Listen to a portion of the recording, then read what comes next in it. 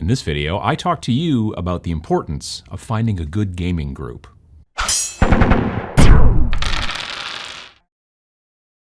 got a comment recently on one of my YouTube videos, and it really made me think. And once I start to thinking, I generally end up with a topic for a video, and well, here you are.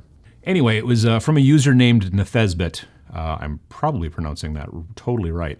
And they say, I prefer smaller games, and Infinity most of all if I had my choice. I love the smaller model counts, the highly technical gameplay, and the style of the models. The cover, the shooting, and the alternating style really appeal to me. However, I belong to an excellent group of people that play Age of Sigmar, so that is what I play generally. At the end of the day, it's all about the people that you play with. And I started to think about that because it really is important to get in, if possible, with a good group of folks in your wargaming to really push your wargaming forward. The concept of the solo wargamer is not unheard of. Certainly, there are some games out there that do have solo play, and that's great, and there's nothing wrong with it. But, well, let me tell you a video game story. Years and years and years ago, there was a video game called Dark Age of Camelot, which I think was an MMO. It was a PC game. MMO stands for massively multiplayer online, and then whatever. And anyway, so I played it for a while and was honestly on my way out. I was just about to kind of like, I'm just not interested anymore. You grind a lot in big MMOs like that. And it's just kind of, not my game style. I like something else. I don't know. I'm not a big grinder in games. And so I was about to leave when a guy that I knew said, hey, you should join our group. We get together and we play on Wednesday nights and we go through raids and dungeons, and we're hoping to build up to the point where we can go out and start doing PvP and blah, blah, blah. I played probably another 6 to 9 months every single Wednesday of a game that I wasn't particularly enjoying anymore because I really enjoyed the time spent with the folks that were in the group. Now, I'm not even face-to-face with these folks. This is all back then, I don't know, TeamSpeak or something like that. Now it would be Discord, I'm sure. But the concept of having more fun with the people versus with the game is something that we need to think about in tabletop gaming, and specifically tabletop wargaming. And it's something, in my opinion, that our friendly local gaming stores could help to kind of, grow. They could fertilize a little bit and really make something happen. Just about any store, if you want people to keep coming in and playing at your store and buying stuff from your store, and in general, if people play at your store, they will more likely than not buy from your store, at least if they're any kind of a good person. I've made videos about that before. Ciao.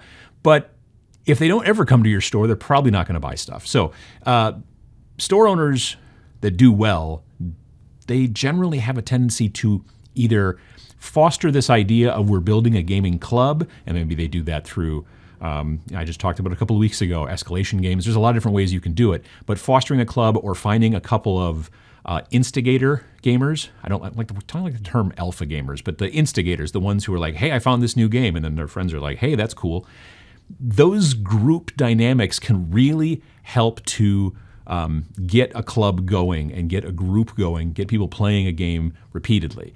Now, that's again from the store owner's concept. But if you find the right gaming club, if you walk into your local game store and you find a club of people that you like and you're all on the same page kind of mentally or whatever, as far as like the things you'll dig and the things you don't, it can really help you to enjoy your wargaming more than if you were just doing it obviously by yourself. Now, for most of us, the concept, like specifically me, I'm just going to say that, I generally hobby alone. As far as the painting is concerned, I like to put on my headset, I like to sit there and I like to paint. I've talked about that a bunch of times before, and everyone's different. I do enjoy building sometimes with folks, so sometimes the club dynamic, if you get a group of people that you really enjoy, you like being with them, they will more often than not try to come up with, for lack of a better term, excuses to get together. You could all just get together and hang out, I guess. I don't know, watch TV? That's kind of boring. It would be better, since you all have this common hobby, to maybe get together and build and paint and that kind of stuff, and then also play. it's not just the play that keeps you in the game. For many people, it's also the painting and the building and all that kind of stuff.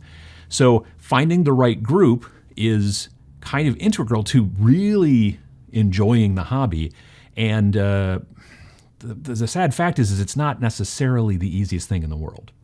Though you may have many things in common with a person, that doesn't necessarily mean that the two of you will perfectly get along. You may like the same type of books, same type of movies, same game, that kind of thing, but that doesn't necessarily mean that you'll get along. Now, if it's a very small group, this becomes problematic. If it's a group of 3 or 4, if you folks kind of like each other but don't like each other that much, it's not a great group. It's just not going to stick around generally. A bigger group will sometimes find people who will kind of, like if it's, let's say 20 folks, you got maybe 6 folks over here, but they're all working together, and there's like 2 folks from this group that also like people in this, like it's kind of like cliques, I guess, in like middle school and stuff like that. But as long as there's not total animosity, or even any animosity, really, in the best of things, between the people in the group, then the group can work. You don't all have to be best friends, but if there are some people that really like each other in a bigger group amongst other people, and there's a lot of Venn diagram circles that overlap, the group can be very healthy. And when the group picks a couple of different games, not necessarily, like the entire group doesn't have to play one game. Depending on the size of the group, that may happen. But if a group can play a couple different types of miniatures games, not only is that something that's going to keep the group a bit stronger, it's also going to cause some cross-pollination. And then you're going to potentially find out that you actually like this game as well, even though that wasn't your plan, but the guys on Wednesday night were playing it, and so you got in there. And then this group over here, these folks, they were playing this other game on Thursday night, and so she came from over here, and now she's interested. And so this cross-pollination within the bigger group is really kind of a good idea. So this is all well and good, but how do you find local groups? Well, like I mentioned previously, it's kind of important for your local store. If they want to really kind of build a community and get people coming into the store, it's kind of up to them to some degree to at least help to foster the concept of a gaming club. Sometimes, and I've come across this before, some gaming clubs, when they get to a certain size, a store will be like, look, we'll give you a 5% discount if you're a card-carrying member or whatever. Or they might have some sort of loyalty reward sort of program that they will put you into, or maybe they have a loyalty reward program that everybody has available. For every $100 you get $15 back or something like that. But club members maybe get $20 back, that kind of thing. But it all depends on what the store is interested in doing. Another great way to find local clubs, of course, is Game4, which I've worked quite hard on to get out there for people so that people could find other people in their area and get together and build clubs and groups and play together. But there are other apps out there as well besides something like Game4. You could technically use Facebook. It's sometimes a little bit more difficult, but it has its uses. I don't know about email lists anymore. I wouldn't go look for a bulletin board system. I don't know if they even do that kind of stuff anymore. Discord, which I mentioned earlier, is becoming, I think, good for that kind of stuff. But the issue is with the majority of online is that, like, you can go on to, say, Reddit. Let's say you want to play Warcry and you go on to the subreddit for Warcry. You can find tons of people there who play Warcry, but there's a very good chance they don't live anywhere near you. So that becomes problematic. Whereas if you've got something that's a little bit more location-based, Facebook can be kind of location-based. Game4 is very location-based. You're more likely to find people who are near you, and that can really help to grow either find a club to get into, or if you're trying to start the club, which is also, if you can't find a club near you, it's time to take the reins, it helps you to find people to bring into your club. Every club is different. Maybe you've got dues because you want to, buy terrain, or maybe you're trying to rent a space every year to do a convention and you need the seed money, or maybe you're just a group that's completely ad hoc. It just gets together and plays, and you have a big message system in some fashion where you get together and chit-chat and whatever, or you just decide, well, we're playing this night at this store, or we're playing this night over at Bob's house, and we're going to have a cookout, or whatever the deal is.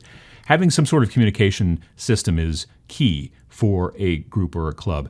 But the main fact of the matter is that finding people that you are compatible with will not only basically increase your friend pool, which is always great, don't get me wrong, but it will also keep you more motivated to keep building, to keep painting, to keep playing, and to do all the different things that basically bring you joy, I hope, in the wargaming hobby.